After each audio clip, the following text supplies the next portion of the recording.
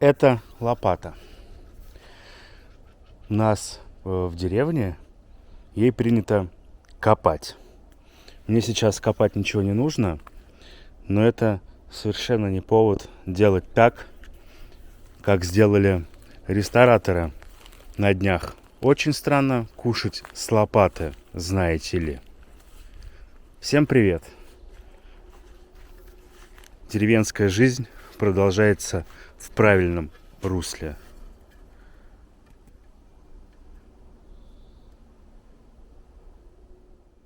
Да и давайте отсюда же и продолжим, только без лопаты. Косить в этот приезд не буду. В принципе, нормальный пока уровень травы. В следующий раз как раз будет и трава побольше, и результат заметнее. Поле, конечно, можно было прокосить. Оно у нас все в одуванчиках, красивое. Но пусть вон птички пока порезвятся, перекусят, что они там кушают. Я думаю, до следующего приезда тоже терпят. Бассейн вообще красивый-прекрасивый, прозрачный-препрозрачный. Немножко грязи, конечно, есть. Но это я сейчас фильтр включу, и грязи не будет на поверхности. И аккуратненько с очком со дна тоже все соберу. А еще вот что у меня есть. Вы понимаете, да? Сегодня будет пробная заливка стола. Правда, там по инструкции столько условий, что без инструкции оно все казалось сильно проще. Но попытка не пытка. Так что буду пытаться. Посмотрим, что из этого дела получится.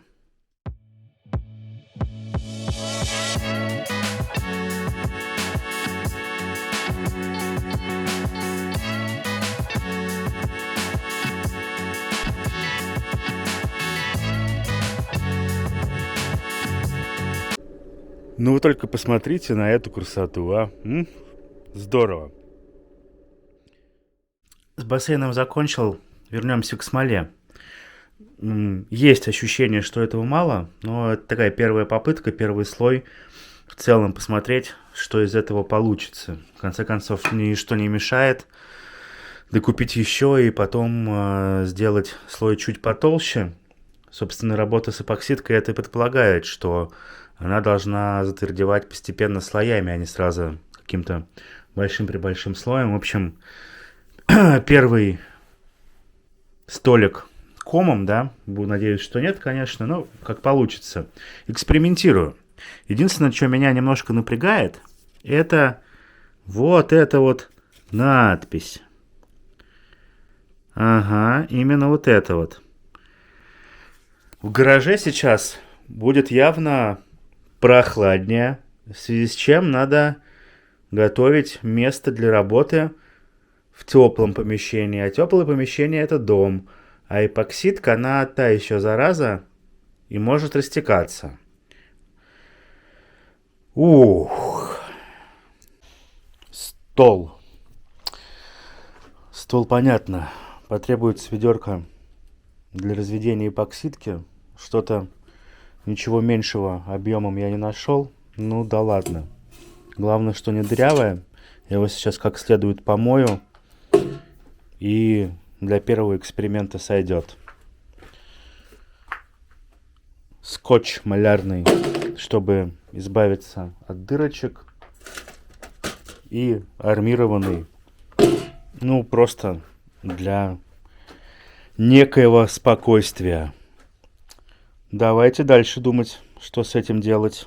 Первичная промывка. А теперь еще с щеточкой пройдемся, чтоб уж наверняка. Не очень понятно, как это делать одной рукой, другой снимая. Ну, собственно, вот просто процесс-то понятен, да? Я вот сейчас так вот буду мыть. Вот так вот буду мыть как следует это ведерочко, чтобы использовать его с эпоксидной смолой. В инструкции сказано, что надо избегать попадания воды в смолу, поэтому будем сейчас сушить наше ведерко как следует.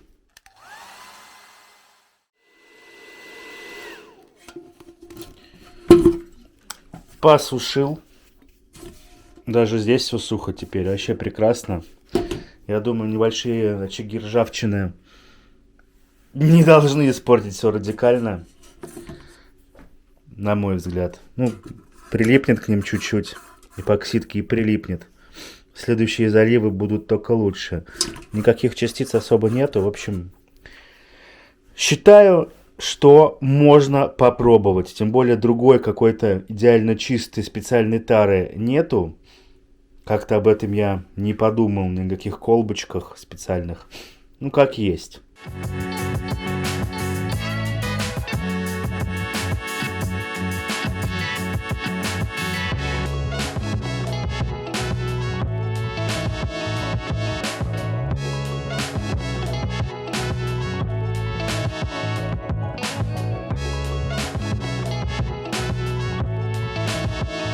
Складывается впечатление, что все основные дырки я заклеил. Сейчас я его переверну и посмотрим с обратной стороны, что можно улучшить.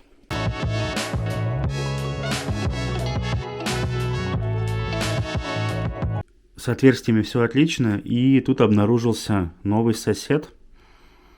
Такой вот паучок решил пожить на моей крышке. Придется его немножечко аккуратно переселить сейчас. И думаю, сейчас я еще раз малярным скотчем прямо по кругу сделаю контур. Ну, опять же, просто потому что могу. Вы же знаете, как я люблю что-то делать. Просто потому что могу. Все выглядит так, что с этой стороны и вот здесь, в рамках стола, у меня все готово. Пойду готовить рабочее место.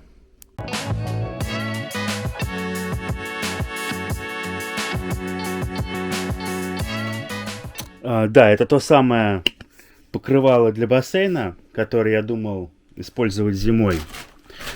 Сейчас, кстати, я что-то обратил внимание, сейчас, наверное, будет плохо видно, но у него обратная сторона такого интересного зеленого цвета. Можно его использовать за туями в качестве такой зеленой стенки, чтобы в бассейн можно было прыгать прямо-таки голеньким.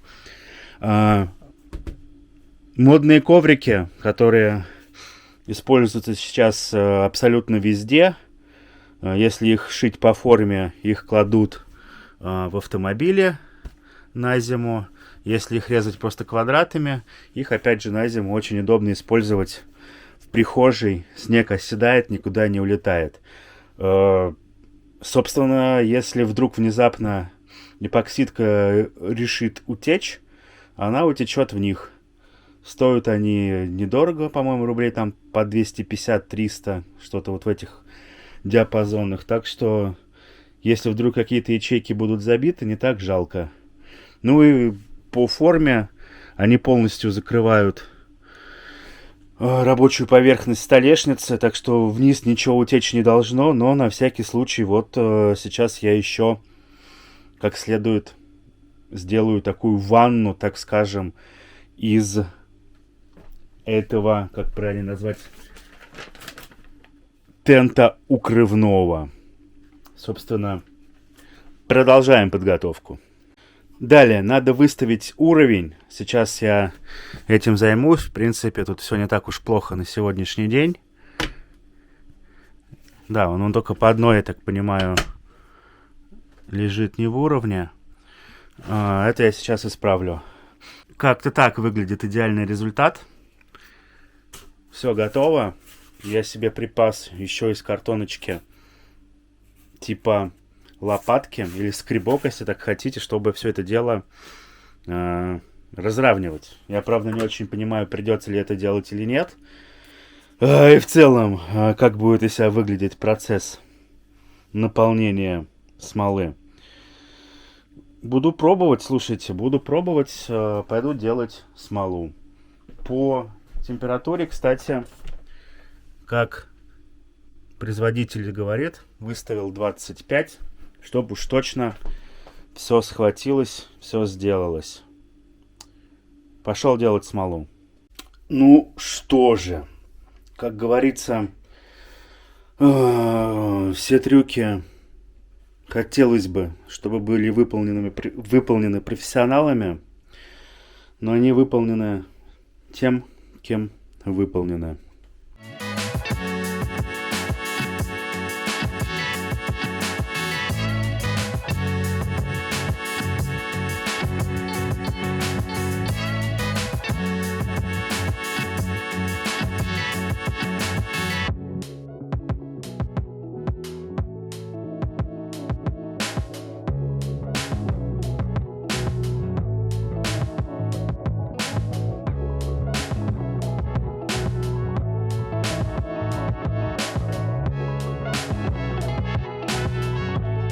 Ну, выглядит достаточно прозрачно. Попробуем заливать. Что-то пошло абсолютно не так. Она у меня взяла и застыла прямо здесь. Я сейчас буду думать, что с этим вообще можно сделать. Потому что в инструкции такого не было. Кипятить при этом было не нужно. Надо было просто вот залить кипяточком кастрюльку. В этот кипяточек поставить емкость со смолой и больше никаких нагревов не нагревать. Ну, цвет получился такой интересный зато. Ну окей, чё. В следующий раз попробую еще раз. В этот раз смолы больше нет.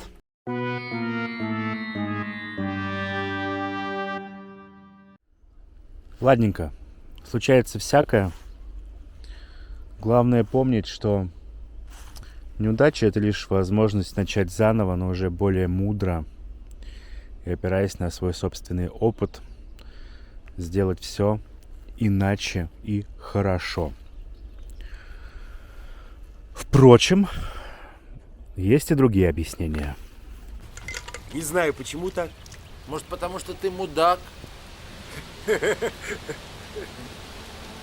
Да? Я как-то не подумал. Хорошая версия. Многое объясняет. Ну или, например... Это называется, у меня такой стиль есть еще, акустическая техно. Буратино был тупой. Буратино был тупой. Буратино был тупой. Буратино был тупой. Буратино был тупой. Буратино был тупой. Буратино был тупой.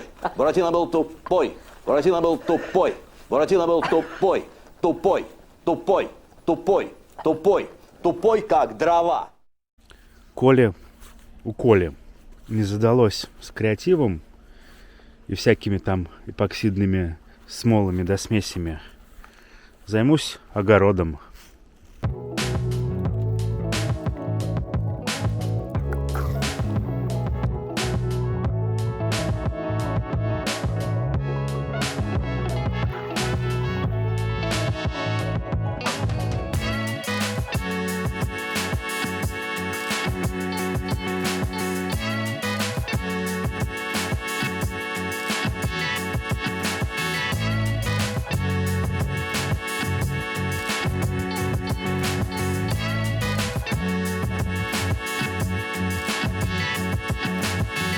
Ну что же, это да, не смолой пытаться манипулировать и разными температурными режимами.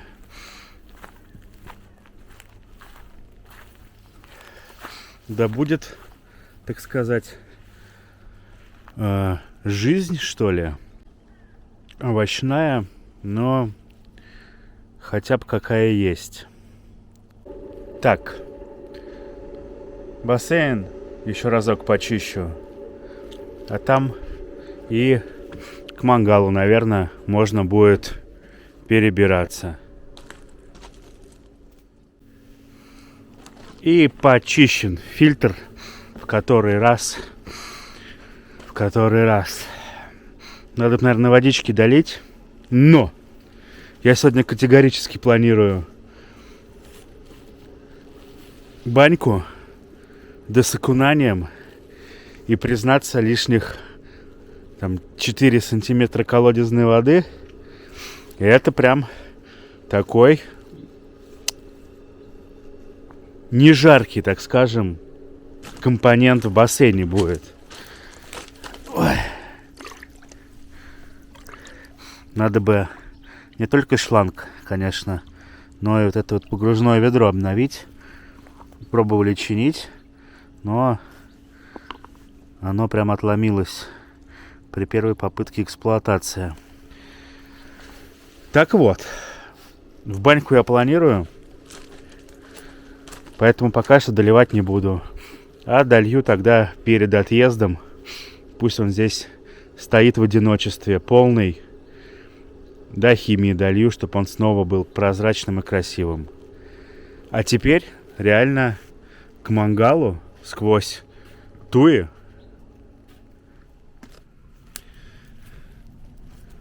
Что мы имеем? Костер мы имеем. Ребрышки мы имеем. Картошечку, которая была в тот раз, которую я готовил в прошлый раз, тоже имеем. Очень уж она мне понравилась. А еще вот таких вот гостей имеем. Привет, гость. Или ты не гость, а местный, дружище, а? Ты у нас гость или местный? Не отвечаешь, понятно. Ну, не буду тебя беспокоить. Потом ты знаешь, где тебе перепадет вкусняшек к моему отъезду. Давай, хорошего вечера. О, и судя по звукам, где-то здесь есть еще один товарищ. Но не будем беспокоить ребят. Они что-то очень рано выползли. Вот ему осталось перекусить. Перед отъездом оставлю побольше. Ну, а на сегодня, наверное, хватит. Уж показывать, как я из баньки до голеньким прыгаю в почищенный бассейн, наверное, не буду. Тишина, лепота, птички вон летают, поют. Надо бы, конечно, добить с пилой вот эту вот кучу, да раскидать ее красиво в импровизированный дровник. Эти деревья что-то пока не желают давать новых хлыстов.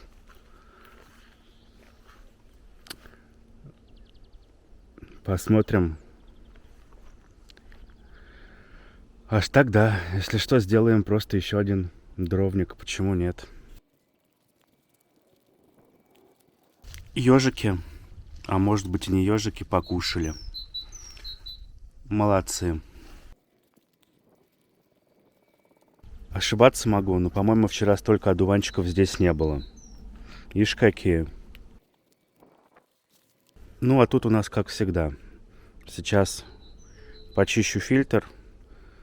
Притащу шланг, поставлю доливаться. И пусть погоняется еще пару часов сегодня. А чем заняться мне, кроме этого, честно говоря, планов нет. Может, по деревне пройдусь. До озера дойду. Озеро я вам не показывал еще.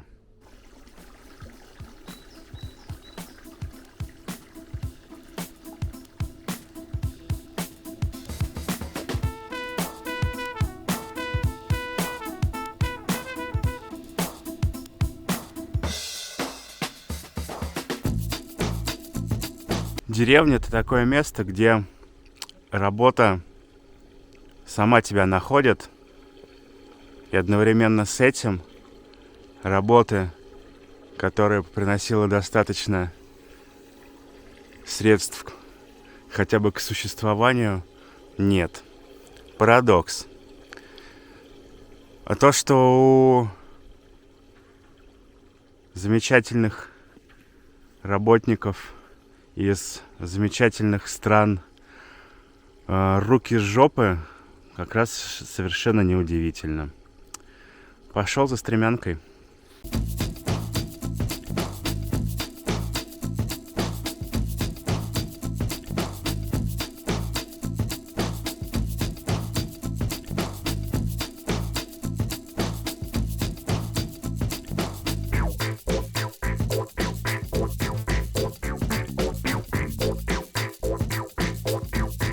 тут сделано. К сожалению, биток на кровельные саморезы не нашлось.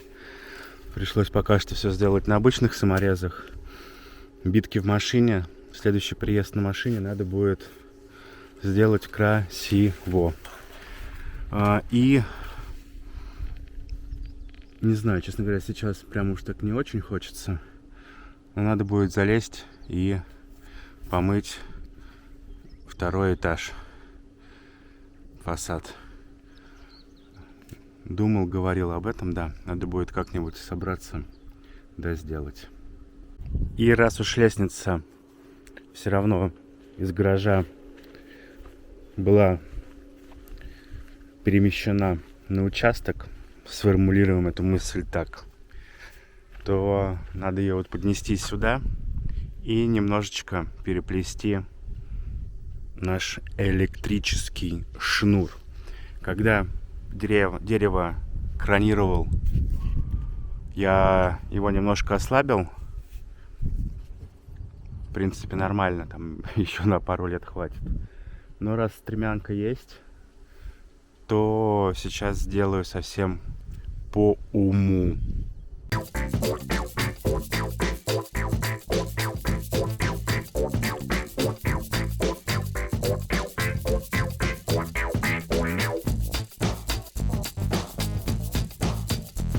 Вот так вот думаешь, просто качественно полениться в течение дня. Ну, потому что уже все откровенно утомило. А все равно тут надо что-то сделать, там что-то надо сделать. Сейчас смотрю на одуванчики, которых реально вчера не было в таком количестве. Особенно-то на поле заметно. И вроде как и косить сегодня можно. Но что-то день сегодня такой тихий прямо в деревне. Прямо тихий. Никто что-то не мучает соседей громкими звуками. Так что я не буду. Стремянку уберу сейчас.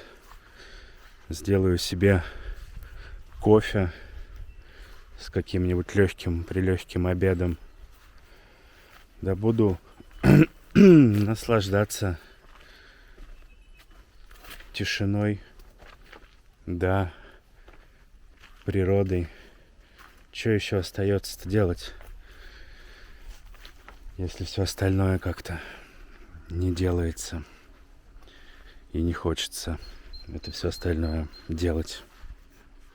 Надо еще бревна будет из гаража в дровницу переложить.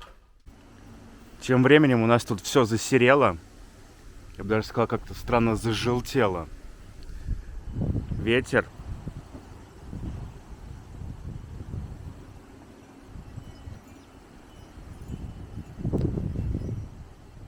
Так что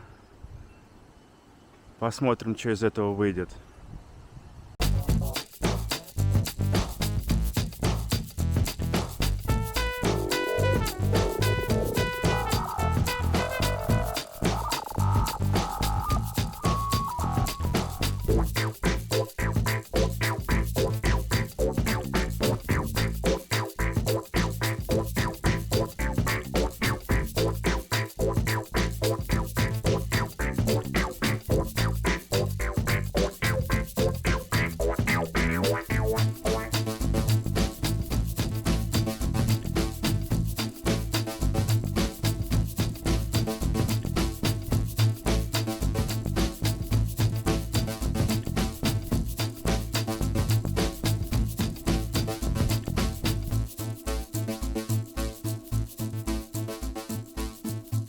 Перефразируя известную песню, дождь пройдет, наступит солнце ясное. Там было иначе, а у нас именно так. Хотелось бы, чтобы в наших жизнях было побольше солнца, тепла, плодородия, давайте даже скажем так. Дожди, конечно же, тоже нужны. Без них никуда. Но хотелось бы, чтобы они не портили нам жизнь. На этом, наверное, мы сегодня завершим наше путешествие в деревню. До новых встреч. Подписывайтесь на канал. Ставьте лайки. Пишите комментарии. Можете поддержать канал по реквизитам ниже. Тогда солнца будет чуть-чуть больше. Хочется в это верить.